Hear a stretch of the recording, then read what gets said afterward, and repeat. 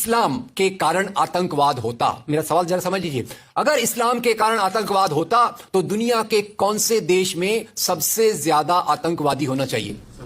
Indonesia में। Saudi Arabia बहुत छोटा है, पता नहीं हमारे बंबई के बराबर भी है कि नहीं। सऊदी अरेबिया बहुत छोटा है, सबसे ज्यादा आतंकवाद होना चाहिए इंडोनेशिया में, दुनिया का सबसे बड़ा मुस्लिम देश, वहां इस प्रकार का आतंकवाद नहीं है। नंबर 2, वो एरिया देखिए, अभी सवाल आपको बताया गया उसको याद रखिएगा।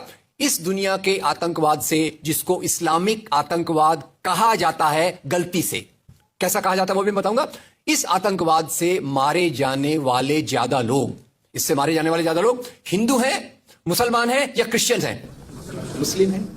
इस्लाम के नाम पे आतंकवाद है, सबसे ज्यादा कौन मारा जाता है? मुस्लिम। अब तीसरी बात का ख्याल कीजिए, किस एरिया में इसका लोकेशन है? This terrorism is located in which area? तो उस एरिया की मैं 3 आपको बातें बताता हूं। उस एरिया में, जिसको मैं वेस्ट एशिया कहता हूं, पश्चिम एशिया में 3 चीजें हैं। नंबर 1, वहां रहने वालों में मुसलमान ज्यादा है, यस नो?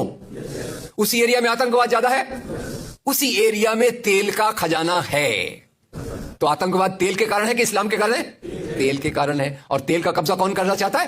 तेल का कब्जा वो ताकत करना चाहती है जो वॉशिंगटन में बैठे हुई पूरी दुनिया को नचाते रहती है।